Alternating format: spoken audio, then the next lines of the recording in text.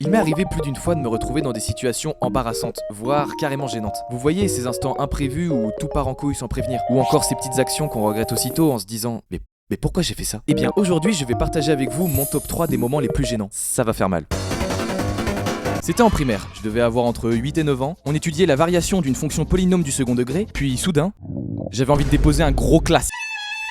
Bref, je me retiens mais j'avais super mal au ventre. Puis à un moment, inconscient que je me suis dit « Bon allez, juste un petit paix, tout doux. » Donc je me suis levé pour aller voir la maîtresse et lui dire ce qui s'était passé. Vu que c'était très malaisant et qu'il y avait 20 personnes dans la classe, je chuchotais, mais elle comprenait pas. Just me, parle plus fort, j'entends pas. Bon madame, je viens de démouler un énorme cake dans mon slip, j'aimerais rentrer chez moi. S'il vous plaît. Bon, vu que c'est très gênant, on passe directement à la deuxième histoire. J'étais dans le bus. Je revenais du lycée et à un arrêt, je crois reconnaître quelqu'un. Donc je me suis dit, je vais lui faire un signe. Le gars me voit. Puis je me mets à faire ça.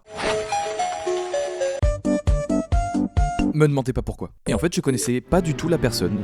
Je l'avais confondu. Et donc à la fin, il s'est littéralement passé ça. Allô, salam? Le malaise. Non mais au secours, j'étais devenu plus rouge que du ketchup et le gars m'avait clairement fait comprendre que j'étais bizarre. J'espère ne jamais revivre ça.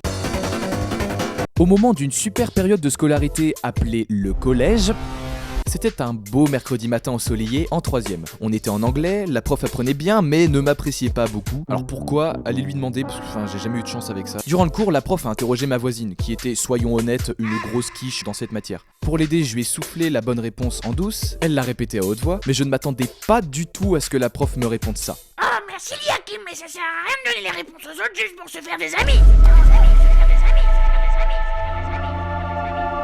Moi, j'ai pas d'amis, monsieur Bourdin. J'ai pas d'amis. Non, j'ai pas d'amis. J'ai pas d'amis. Elle avait touché mon ego, qui n'était déjà pas très grand, je me noyais de honte. C'était la première fois que je me sentais aussi nu devant 30 personnes. Enfin, c'est une métaphore bien sûr, n'imaginez pas que je me suis mis tout nu devant 30 personnes, enfin toute la classe rigolait. Et la meilleure technique de survie à ce moment-là, c'est de faire comme si ça ne t'atteignait pas. Et puis si j'avais eu le courage, j'aurais adoré faire ça. Bonne soirée madame. Merci d'avoir regardé cette vidéo, n'hésitez pas à me soutenir en vous abonnant. N'ayez pas peur, pensez à bombarder les commentaires de vos anecdotes bien gênantes qui vous ont le plus marqué, tout ça. On a créé un serveur Discord communautaire avec plein d'autres animateurs, alors je vous conseille de le rejoindre. A très vite.